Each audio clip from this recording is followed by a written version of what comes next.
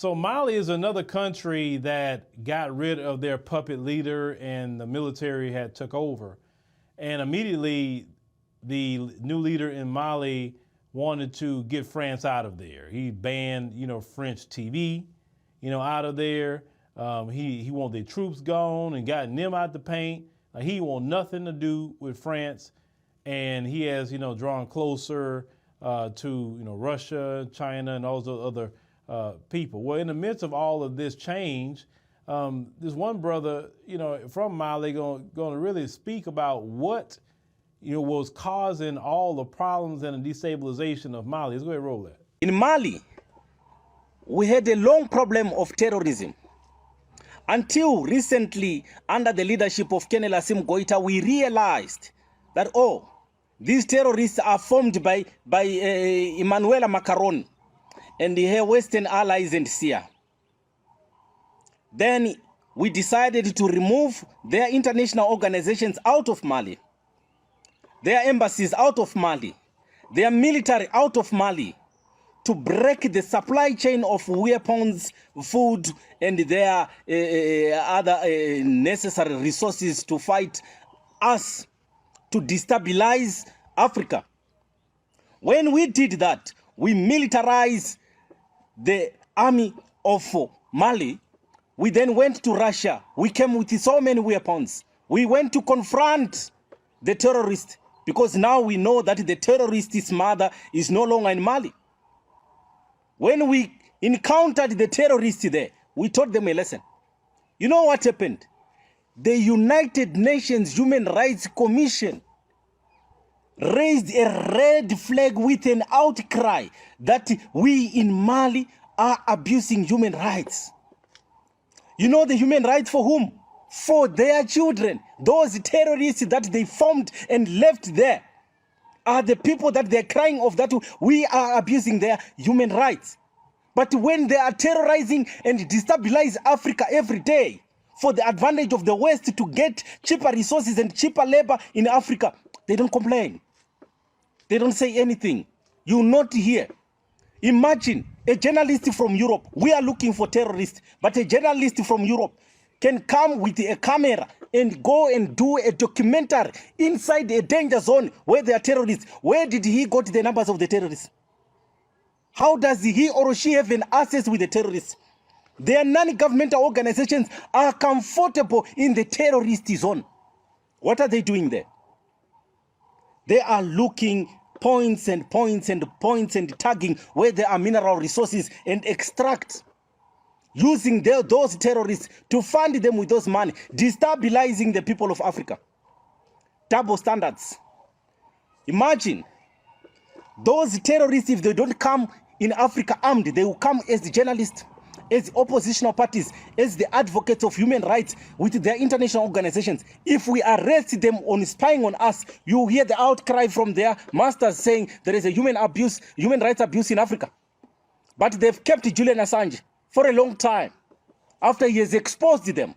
And they even threatened to bomb ICC if ICC issues a warrant of arrest to any American citizen. Double standards. Yeah, see, they figured the game out. They always say, oh, well, we're going to put our military, France, our military there to battle terrorism, yet the terrorism never goes away. But then they figured out, oh, y'all the one causing it. So that's why we need to go ahead and get y'all out of there. Listen, a lot of them countries are starting to even look sideways at any Europeans that's starting to come in there now. They're saying, because, hey, we don't know if you're working for them folks. But hey, they suspicious of us when we show up places. So they should be suspicious too. See, a lot of brothers and sisters on the continent is getting tired of the oppression. They're tired of their countries not looking no different than any other Western country or Dubai or whatever else, right? They have the resources for that. They can make partnerships with whoever. Because trust me, you see how the Chinese build things. You could make a deal real quick with China. Say, hey, look, I'll let you have these resources. I need you to build my airports. I need you to build me a new business districts. I need you to build the roads, bridge. I need you to do all that. Because Chinese, they build stuff quick over there. We need new brands, new state-of-art hospitals. Hey, we'll let you have all the resources you want. Look, to me, that is a even exchange. Let them have resources. They build you up. build up the infrastructure and things like that, because that's what a lot of African countries need. The main thing they need is reliable power in a lot of places, right? And so the power grid should be the first thing that they should even, make a deal on. But because what happens is the West want African countries to stay destabilized. They want them to not have reliable, resources. Talking about lights, water, gas, reliable internet. It doesn't make sense in 2023 that you can't get a signal in certain places, or if you do connect to the internet, it's running like dial-up back in the AOL online days. It doesn't make sense. But that's what the Western world wants. They want to keep the African continent like that. They don't want them to advance whatsoever. They benefit from the African continent staying in a low position. Because think about it. Let's say a city like Johannesburg, South Africa. They don't want a bunch of Johannesburg showing up on the continent, or a bunch of Nairobi, Kenya showing up on the African continent. They don't want that. Big major, no, they don't want that. Because they can't benefit at that point. Now, these countries are getting tired of even the U.S. dollar. They're saying, look, we need to figure out the trade in something else. I said, because what really what got the countries to do it? The recent sanctions on Russia with the Ukraine situation, right? Now, Zimbabwe been sanctioned. Ever since Robert Mugabe had got rid of the white supremacists off their land, about only 4,300 of them, and they have been punishing them with crippling sanctions ever since, the Western world. So you better believe that Zimbabwe and anybody else that's dealing with that, they want to go to another reserve currency to use. And that's really going to affect America down the line. You can only bully somebody for so long, whether it's France, whether it's NATO, whatever. People eventually going to get tired. And they figured out that there's some people you just don't want to go to war with. Let's call it what it is. They really don't want to go to war with Russia like that. They don't want to go to war with China like that. They really don't want to go to war with North Korea like that. They really don't. So since Africa figured that out, a lot of African leaders, they say, oh, shoot, we'd be protected if we join with y'all. And then BRICS right now is an economic alliance. Let's say BRICS do what NATO do and say, look, any BRICS nation is attacked, all the BRICS nations attack. That's how NATO is. If you attack a NATO country, all of NATO attack you.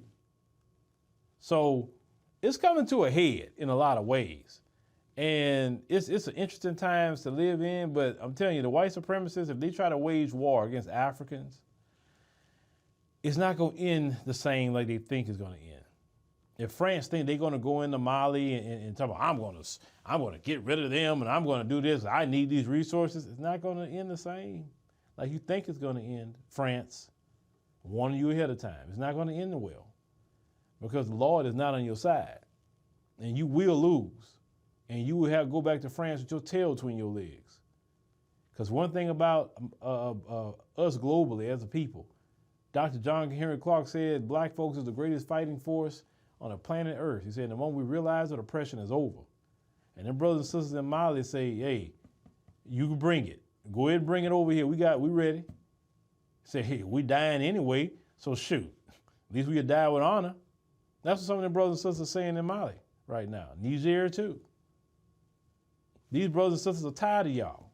They're sick of y'all oppressing them, taking their resources, and they not even benefiting. At least you can even be halfway decent and say, look, let me go ahead on and do it in a way where they still benefiting, but we get it. Then they probably wouldn't be tripping on y'all. But no, you greedy. You greedy. I'm gonna take all their stuff and leave them with nothing. Of course they're gonna get tired.